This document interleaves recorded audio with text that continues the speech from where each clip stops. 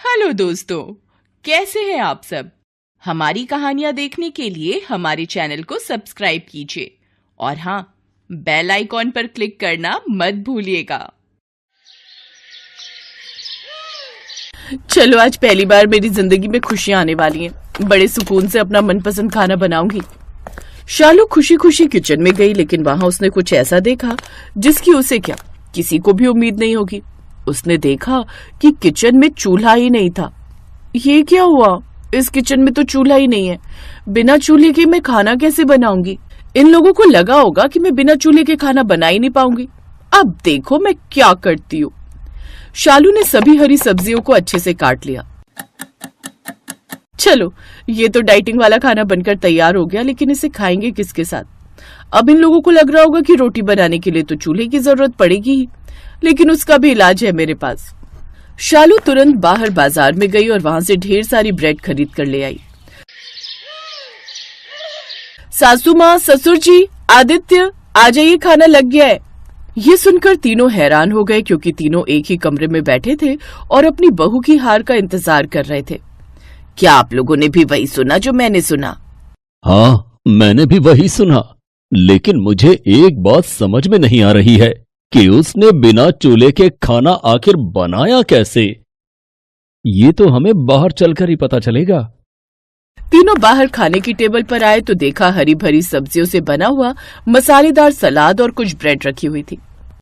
अरे यार, मेरा तो ये भी प्लान काम नहीं किया।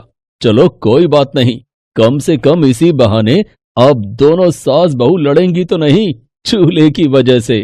वैसे बिना आग का इस्तेमाल करके बना हुआ ये खाना भी बहुत स्वादिष्ट लग रहा है और ये हमारे लिए हेल्दी भी है। लेकिन ऐसा आखिर हुआ क्यों था? क्यों आखिर उस घर में बिना चूल्हे वाली रसोई बनाने की जरूरत पड़ गई? और क्या अब उस रसोई में कभी भी चूल्हा नहीं जलेगा? ये जानने के लिए हमें कहानी में थोड़ा पीछे चलना होगा। शालू पहली बार ब्याह कर जब अपने ससुराल आई, तब वो अपने साथ एक बहुत ही शानदार चूल्हा लेकर आई।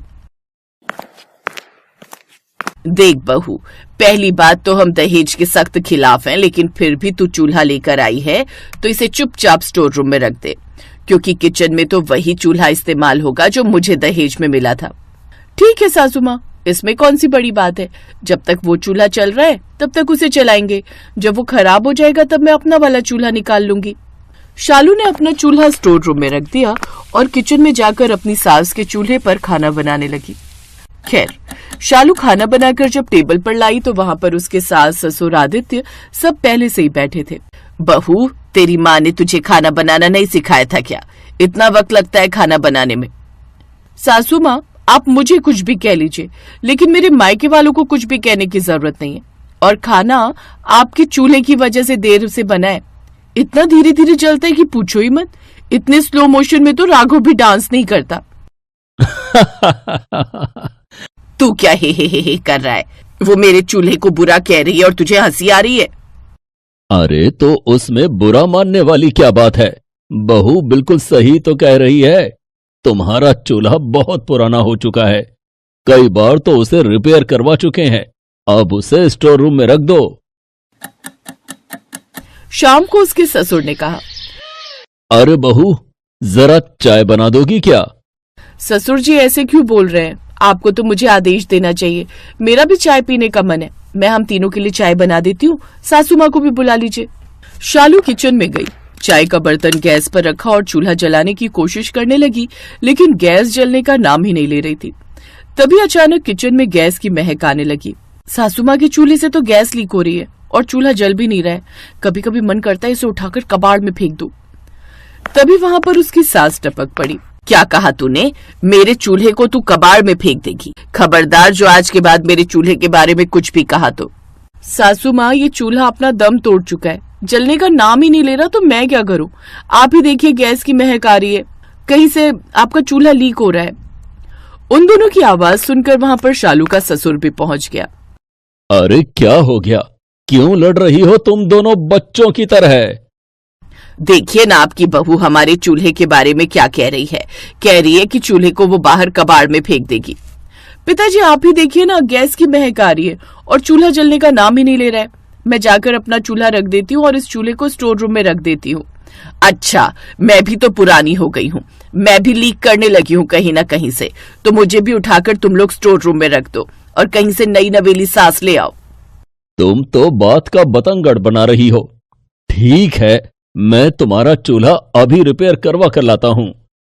कुछ दिनों तक वो चलता रहा, लेकिन उसके बाद फिर से ये लो, आज फिर से चूल्हा ढंग से नहीं जल रहा है।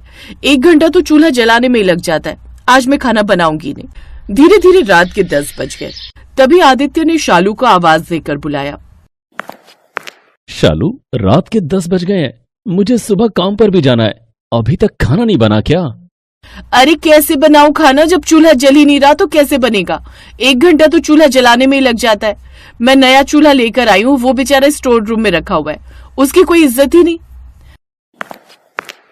अभी तक तो सब कुछ ठीक से चल रहा था।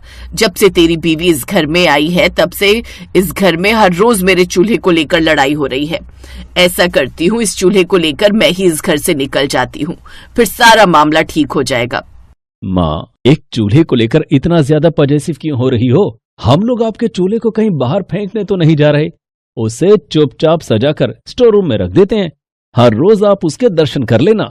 शालू नया चूल्हा लेकर आई है, उसमें जल्दी खाना भी बन जाएगा। नहीं, रहने दो, मैं अपने चूल्हे को लेकर घर से भाग जाती हूँ, फिर तुम लोग अपने नए चूल्हे के साथ खाना बनाना। तुम दोनों जब देखो तब उस चूल्हे को लेकर हमेशा लड़ाई झगड़ा क्या करती हो?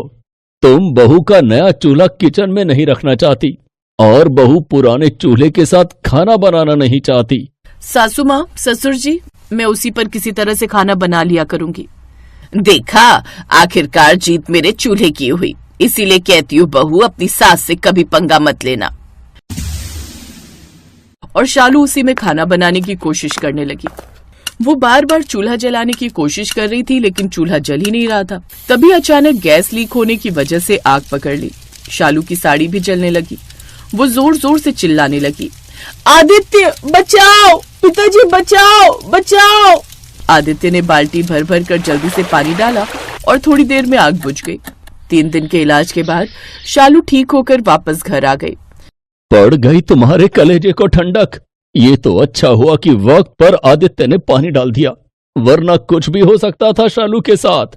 अब क्या उसे भगवान के पास पहुंचा कर ही मानोगी? बहू, मुझे माफ कर दो। मुझे अपने चूल्हे पर अहंकार हो गया था। आज जो तेरे साथ हुआ है, कल वो मेरे साथ भी हो सकता है। किसी की जिंदगी के साथ खिलवाड़ करने का मेरा कोई हक नहीं। आदित्य बेटा, मेरा चूल्हा स्टोर रूम में रख दे और जो चूल्हा बहू लेकर आई है उसे रसोई घर में रख दे। आदित्य ने नया वाला चूल्हा रसोई घर में रख दिया और सभी खुशी खुशी रहने लगे।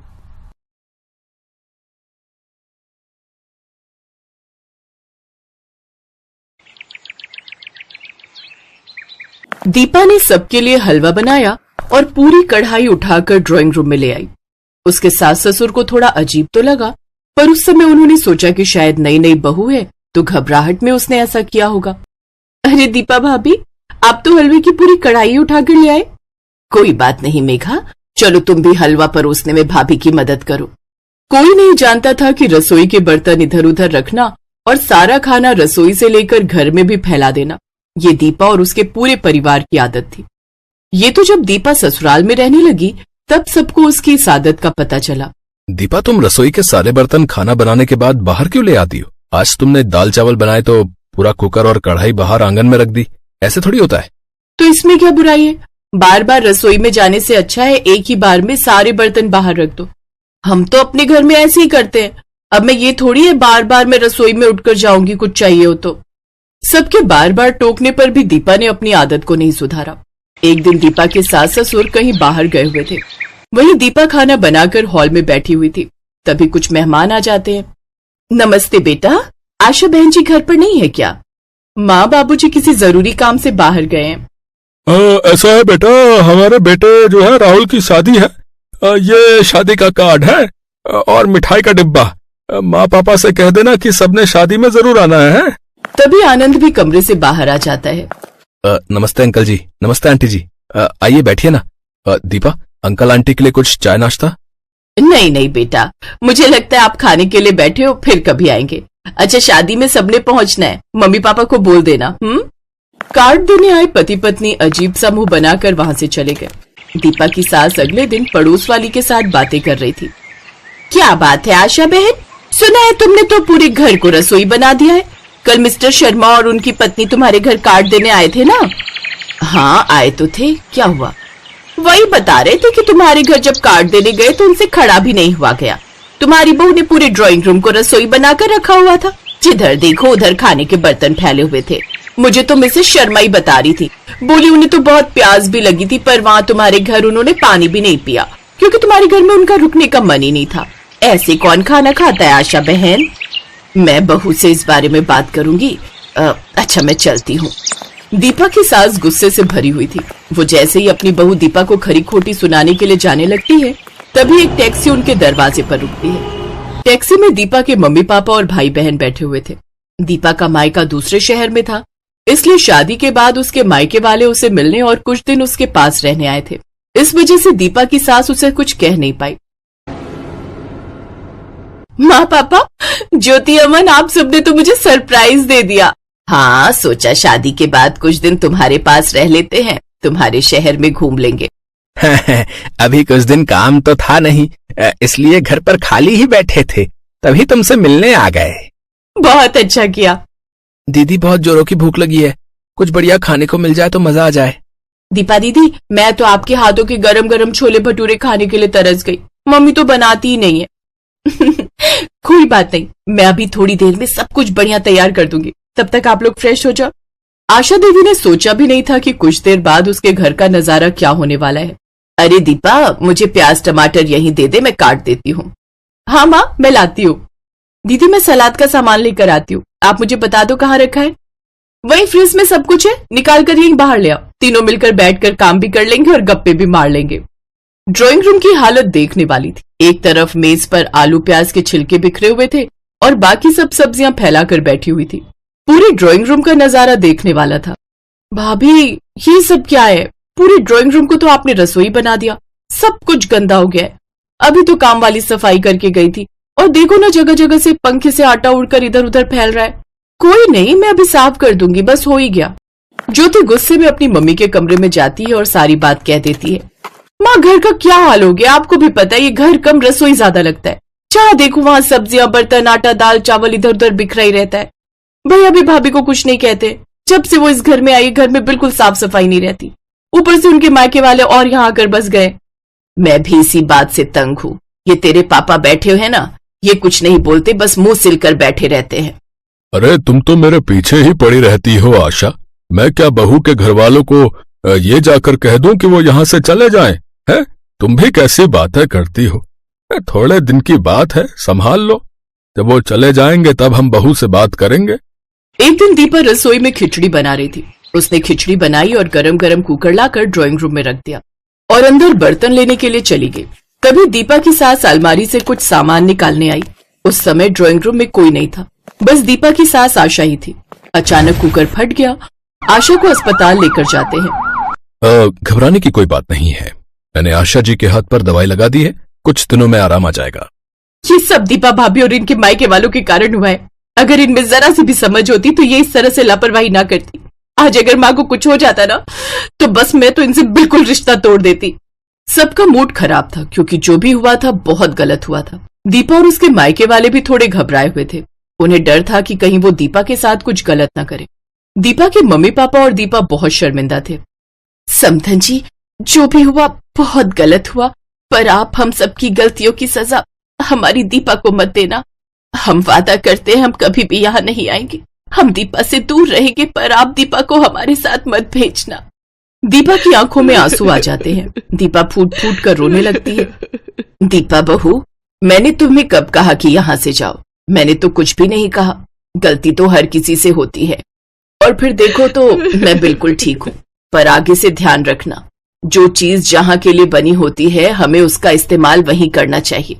चलो अब चुप हो जाओ, और आप सब भी इस तरह की बातें मत कीजिए। ये आपका ही घर है और जब भी चाहे आप यहाँ आ सकते हैं। और अभी आप सभी यहाँ से नहीं जाएंगे। अगले हफ्ते दीपा का जन्मदिन है, उसके बाद ही हम आपको जाने देंगे। माँ जी, आपको कैसे पता मेरा जन्मदिन है? आनंद ने बताया था। वो चाहता था कि तुम्हारे पहले जन्मदिन पर सरप्राइज रखे। आई एम सॉरी भाभी, मैंने भी बहुत ज्यादा बोल दिया। अब दीपा ने रसोई का खाना घर में फैलाने की आदत छोड़ दी। अब वो जो कुछ भी बनाती रसोई से ही थाली में परोस कर लाती, जिससे उसकी लाइफ में सब कुछ ठीक हो गया। हेलो दोस्तों, कैसे हैं आप सब? हमारी कहानियां देखने के लिए हमारे चैनल को सब्सक्राइब कीजिए और हाँ, बेल आइकॉन पर क्लिक करना मत भूलिएगा।